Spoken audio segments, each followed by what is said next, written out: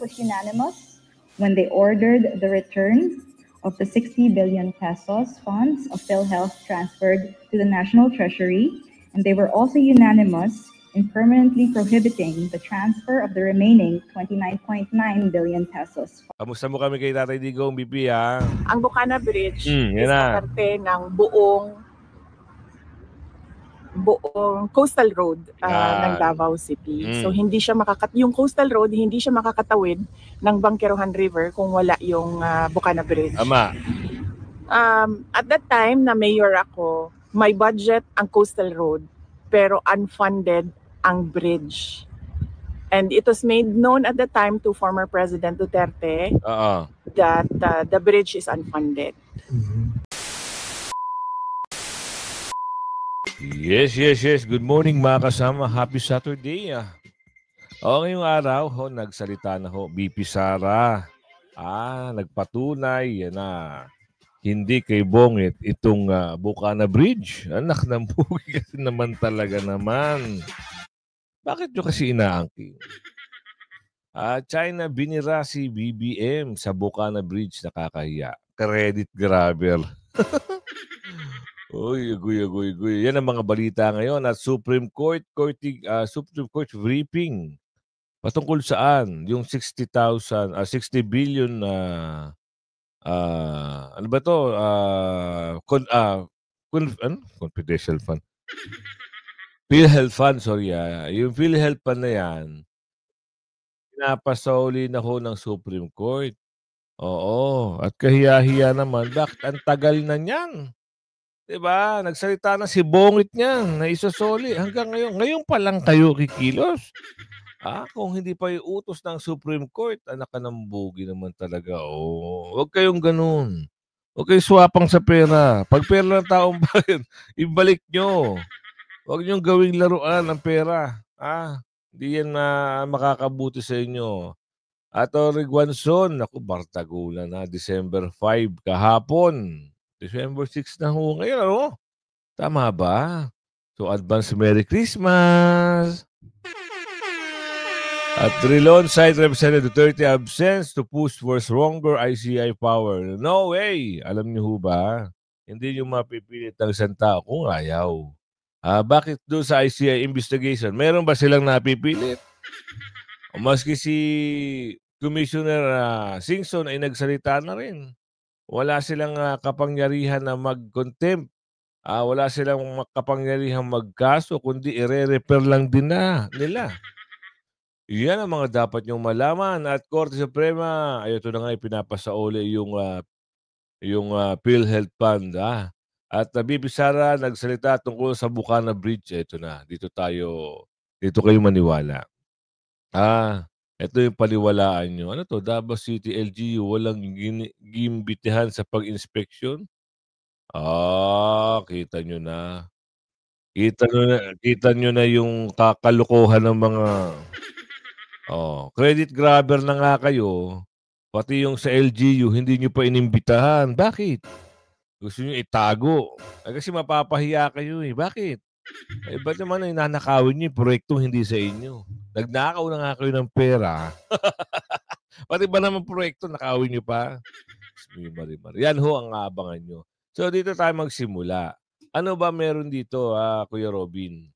China binira si Bongit. Bakit? Pasok. Kakatapos lamang na Bukana Bridge sa Davao City ay tila kanyang inangkin na kanya daw legasiya. Pero malinaw na noong 2018 pa ay plano na ito ni Vice President Sara. Malinaw naman sa balita noon ng PNA. The Chinese will help build the city's 1.5 billion Davao River Bridge Bukana project. One of the big ticket projects planned by Mayor Sara Duterte at ang article na ito ay na-published noong October 3, 2018 pa. Kaya nga napakomento pa sa Attorney Rowena Guanzon. Hala, inangkin ni Akla? Wala kang legacy project dahil lahat nilagay sa ghost flood control para nakawin. At sinasabi ni BBM na isa daw sa kanyang legasiya ay ang Bukana Bridge sa Davao City. For your information, Ito ay isang donasyon at hindi ito utang. Ayon pa kay Doc Alan, how Davao City got a modern 3.2 billion Bukana Bridge at no cost to the national government. It is a donation, not a debt. No repayment, unlike a loan from the World Bank, JICA, or even another Chinese banks. The Philippine government does not have to pay this money back. Yun. Gets nyo? Yun ho ay binigay tulong sa Pilipinas sa panunungkulan ni Tatay Digong. Ano na? At mismong si Bibi Sara ang magsasalita, abangan nyo sa dulo ng ating video kung paano mapahiya itong credit grabber. Grabber ka! Grabber ka! Grabe ka. Diyos mio, Marimar. Lahat gusto mo sayo. Alam mo, ang naging sayo lang, yung fact-checking ng kalikasan, yun ang naging sayo. Oo, may aanihin na tayo kahit katatanim lang. Yung tubig ulan, ipunin para makatulong sa oras ng tagtuyot. Hindi makikialam ang ICC sa Pilipinas. Walang jurisdiction yan. Magkakaproblema sila pag pumasok sila sa Pilipinas at hulihin ng isang Pilipino. Yun ang i-credit mo. Ano pa? Ano pa yung sabi niya? Ibabalik natin yung reserve gold, kukunin natin, ipambabayad sa utang natin. Utang ng Pilipinas. Ipagpapatuloy natin ang nasimulan ng Duterte legacy. Yan ang i-credit mo sa'yo. Puros kasinungalingan. Yung 1 million na pabahay, asa na? Oo, nangako na nga. Gusto niyo pantuparin. Guyo. Eto pa. Isasoli yung 60 billion na PhilHealth Fund. Asa na? Tagal naman. Kaya Supreme Court, nagsalita na ho patungkol dito. Kailangan nyo ibalik yan. Hindi pwedeng, kwentuhan na lang lagi. Hindi pwedeng nagsalita ka lang, tapos hindi nyo nagagawin. Supreme Court ho ito. Huwag nyong laruin ang Supreme Court. Masama yan. Inubos nyo na nga, ubusin nyo pa ng gusto. The Supreme Court was unanimous when they ordered the return of the 60 billion pesos funds of PhilHealth transferred to the National Treasury, and they were also unanimous in permanently prohibiting the transfer of the remaining 29.9 billion pesos fund balance. Sumang-ayon ang lahat ng mga mahistrado ng Korte Suprema na dapat ibalik sa Philippine Health Insurance Corporation o PhilHealth ang 60 billion pesos na kinuha ng gobyerno at inilipat sa National Treasury. Permanente na ring pinagbabawalan ang gobyerno, partikular ang Department of Finance, na ilipat ang natitirang 29.9 billion na fund balance ng state insurer. Mayorya ng mga maestrado ay sumang-ayon na unconstitutional o labag sa saligang batas ang utos na ilipat ang kabuuang 89.9 billion pesos na pondo ng PhilHealth. Kaya pinawalang bisa din ang Special Provision 1D Chapter 43 ng 2024 General Appropriations Act o 2024 GAA at ang Department of Finance Circular No. 003/2024. Ayon sa Korte Suprema, isang rider o isang probisyon na isiningit lamang sa 2024 GAA ang naturang probisyon at wala naman talagang kinalaman sa national budget. Hindi rin malinaw ang isiningit na probisyon dahil gumamit ito ng terminong fund balance na hindi naman nakasaad o ipinaliwanag sa 2024 GAA.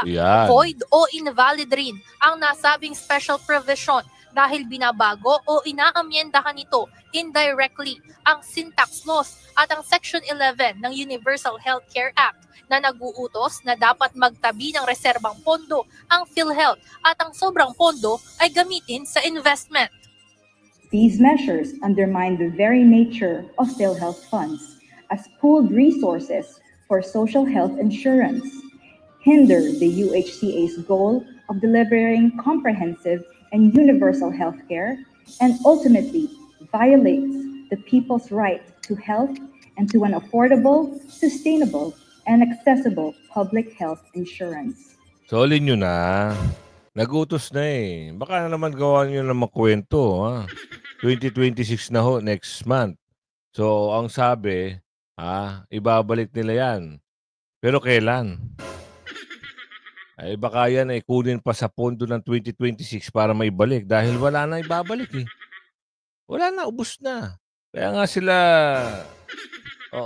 nanggigigil na naman. Buti lang hindi nakalusot. Yung pondo ng 2026 napag-aralan na at nabantayan na ng mga ibang senador. Pero kung sa Congress yan, agoy. Lusaw na naman yan. Magagawa na naman ng kwento yan.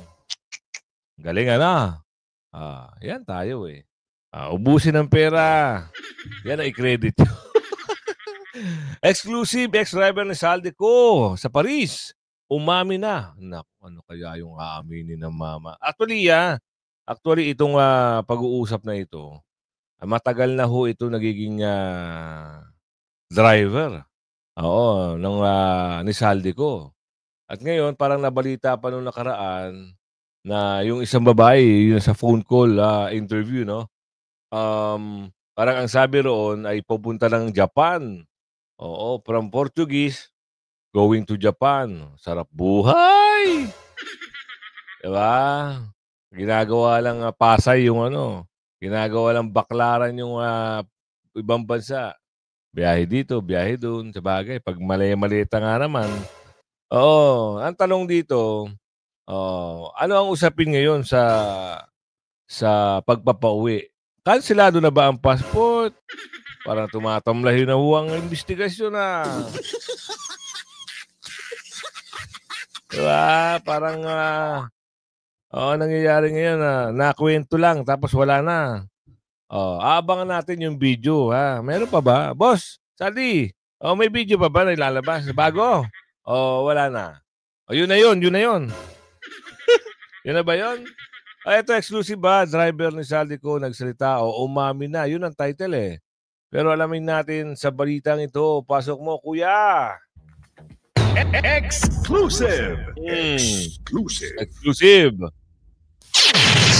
DZMM Radio. Natatandaan niyo po ba yung ating exclusive interview kay alias Joyce noong pong Martes na nagbunyag tungkol sa mga naging galaw ni dating Congressman Zaldico sa Paris.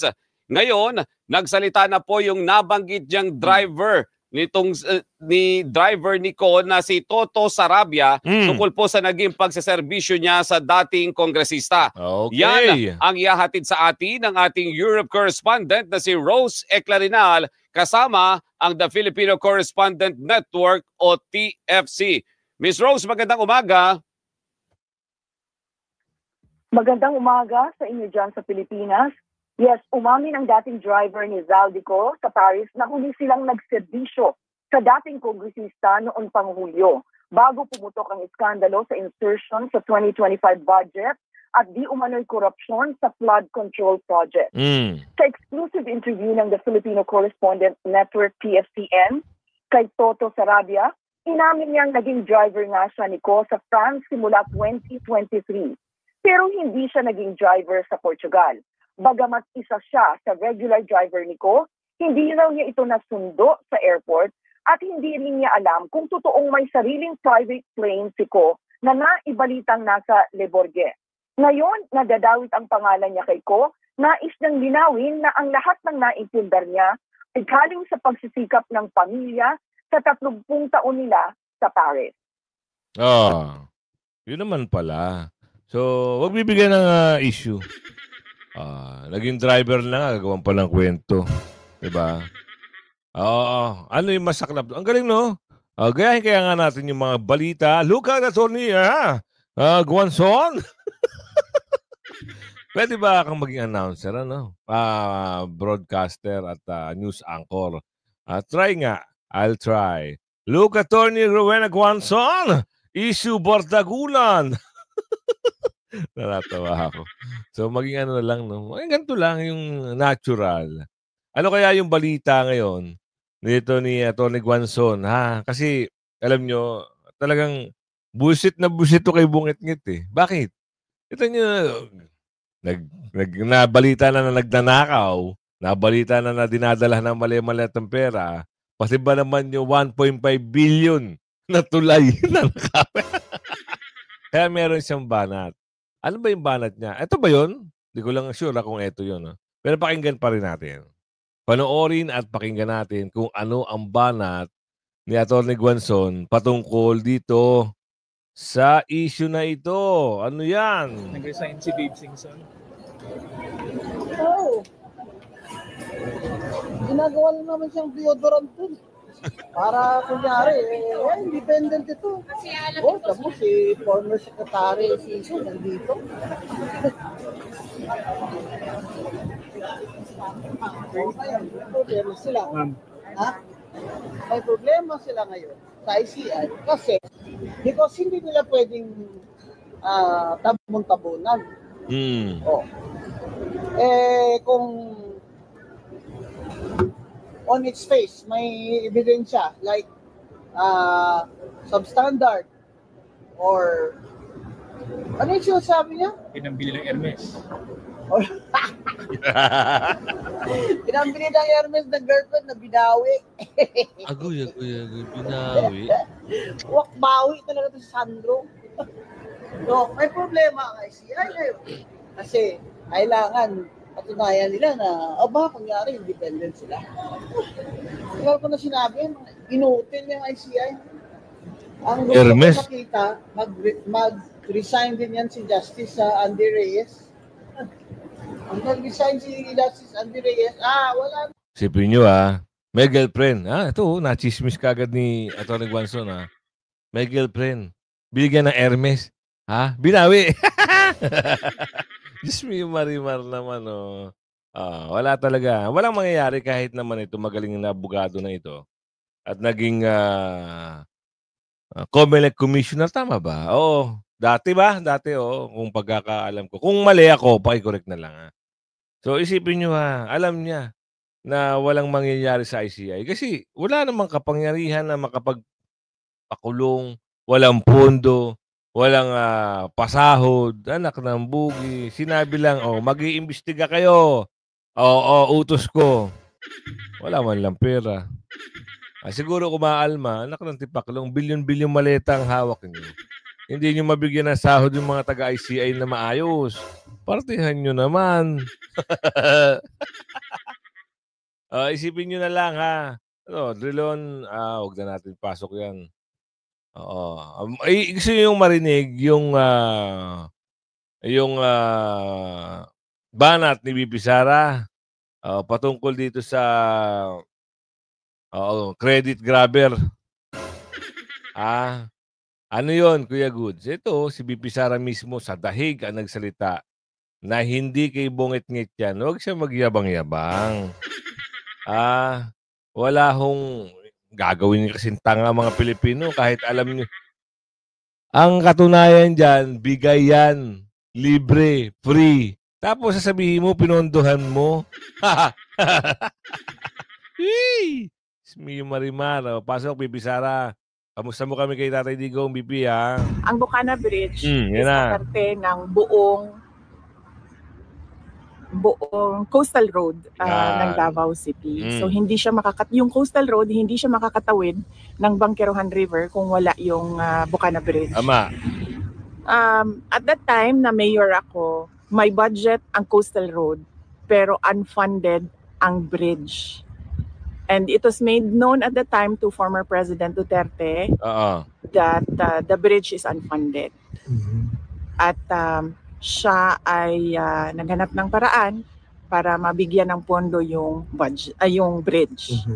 Nagpapasalamat kami kay dating Pangulong Rodrigo Duterte dahil hindi siya tumigil sa paghahanap ng pondo para doon sa tulay.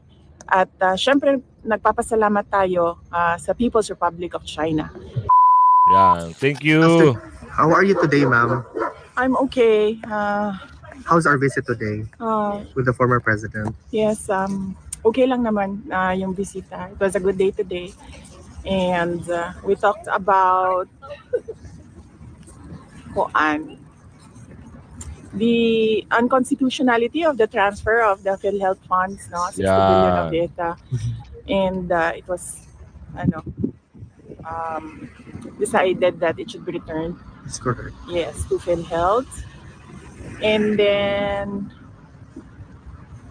we talked about the inauguration of, or the inauguration on Sabato. Inspection. Opening of the Davao Bucana Bridge.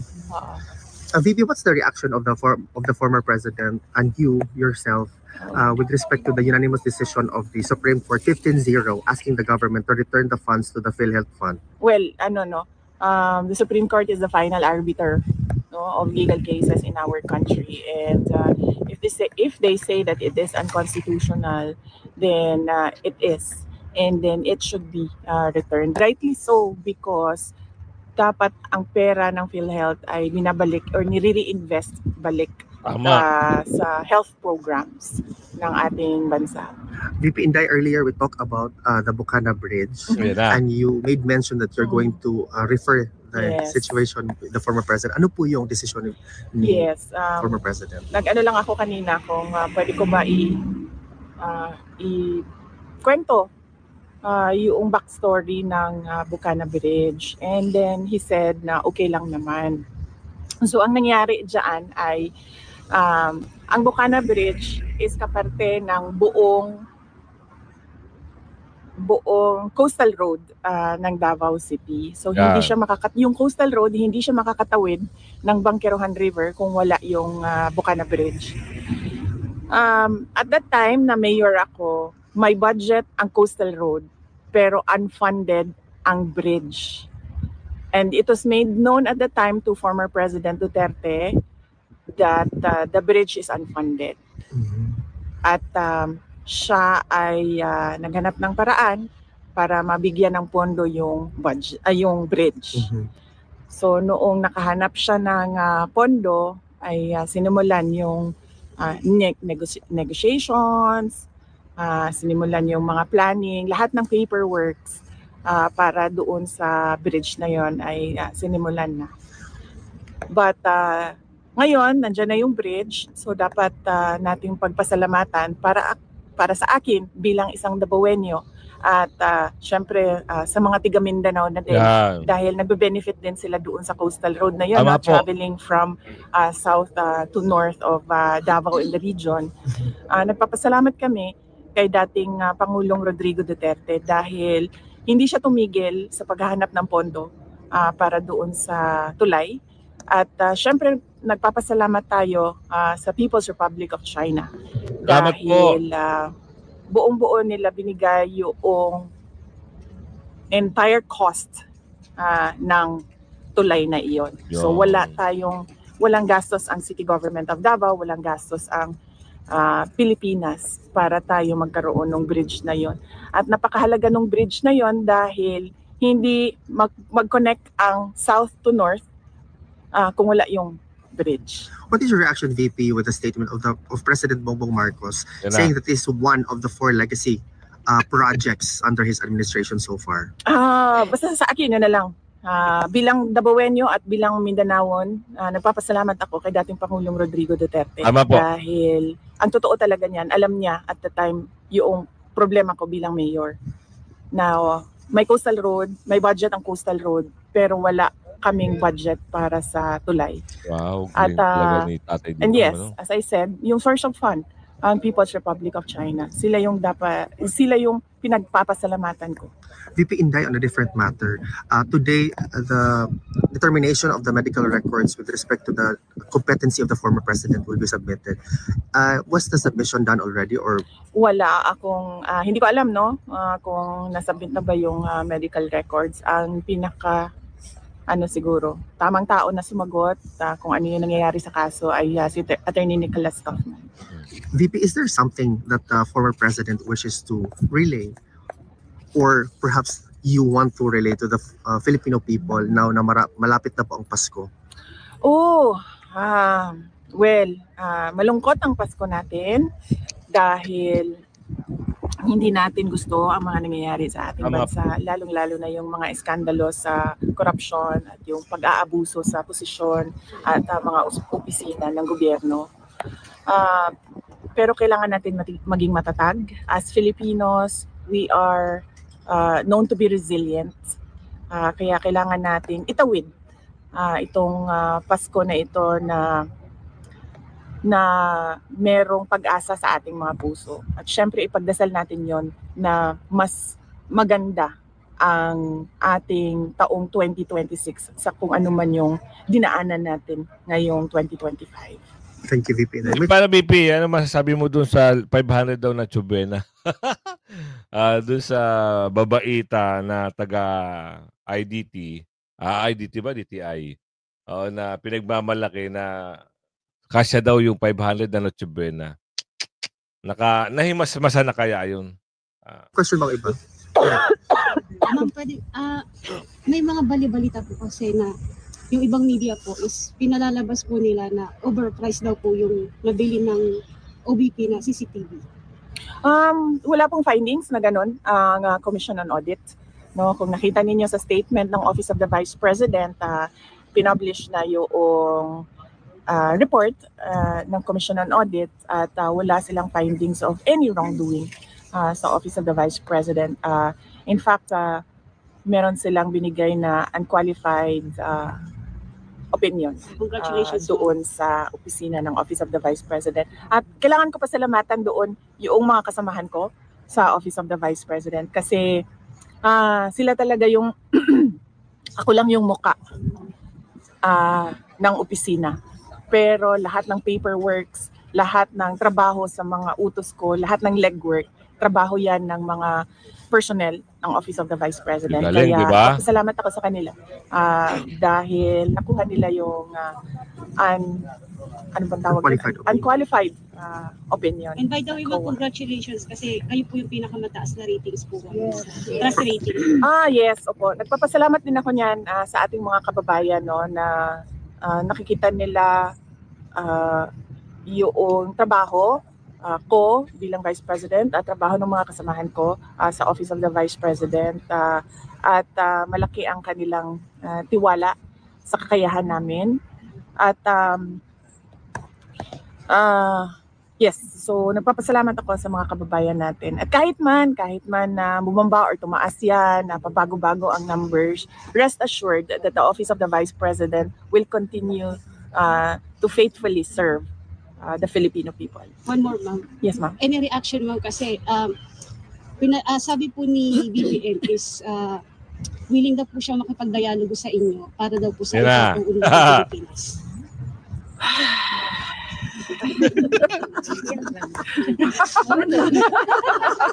Ora to. Okay. May iba pa bang question, guys? Sige, go ahead. Ma'am, ano pong masasabi niyo kay Sandro Marcos na siya itinaguro yung pork barricade? Well, wala akong wala pa sa akin yung mga dokumento, ma'am, no? Hindi ko pa na-review yung mga dokumento. So, hindi muna ako mag-comment sa ganyan. Pero ang pwede ko pong i-comment ay madami talagang mga insertions. Ang iba't ibang mga congressman. Kasama na si Congressman Sandro Marcos. At nakikita natin sa papel yun. Hindi siya chismis, hindi siya yung gawa-gawa lamang. Kasi nakikita talaga siya sa mga documents, yung mga insertions ng project. Thank you. VP, just one last question. Are you prepared for a possible impeachment complaint filed next year? Yes, we're about to release a statement about the impeachment, no? So lalabas namin 'yan sa Monday. Natapos lang namin. Mga natin meron lang ako edits and amendments doon. So para may balita ka naman sa Monday, ang dami mo nang balita. 'Di ba? Meron talagang lumuluto at nagluluto ng impeachment. So, ano ba ngayon? Kailan ba yan? Sabihin natin kahapon interview yan o kagabi interview yan. So, Saturday pa lang ngayon, tama? Abangan natin sa Monday yung kanyang pahayag ni Bibi Sara. At umamin, di ba, na proyekto yan ni Tatay Digong. Hindi dito sa credit grabber. Grab na lahat, no? Dinakaw na lahat. Pati ba naman pagpapatay proyekto nanakawin. Ano yung balita dito? Tingnan natin. Nung pumunta ito si Bungit-Ngit sa Davao, wala ho na nag-abiso sa LGU na nandun sila. Bakit? Alamin natin dito. Gibuti ang karon sa Davao City Council nga walay imbitasyon kanila, hinungdan nga walay bisan usa ka local official sa Davao City LGU ang anaa kagahapon atol sa inspeksyon ni Pangulong Bongbong Marcos sa Davao River Bukana Bridge. Daghan ang nakamatikod kagahapon nga halos mga opisyales sa national government ug local officials sa kasikbit nga probinsya ang anaa atol sa pag-inspeksyon ni Pangulong Bongbong Marcos sa Davao River Bukana Bridge sa Davao City kagahapon. Gipangutana sa GMA Regional TV 1 Mindanao ang mga konsehal may tungod niini. Matun sa pipila ka konsehal nga among nahinabi nga walay formal nga imbitasyon kanila nga mutambong sa maong aktibidad. Nakita na lamang nila kini sa mga balita ug sa social media nga ani-adiay sa syudad ang Pangulo. Hinuon kampante si Konsehal Tech Ocampo, sanglit wala sila nakitang problema sa mong proyekto nga gi-construct sa usa ka Chinese contractor. Agig donasyon alang sa syudad sa Davao sa maayong relasyon niini sa nasod China. Ano na bungit-ngit, kakahiya ka talaga. Pupunta kayo dyan, wala kayong pasabi. Para saan? Yan tayo eh. Tapos sasabihin mo sa'yo. Yan, kung umabot ka sa video natin ito Hanggang sa muli paki-like and share at ibalita nyo sa inyong mga kababayan na ganito ang nangyayari sa Pilipinas. Bangon Pilipinas, babangon ka pa ba? Bye-bye!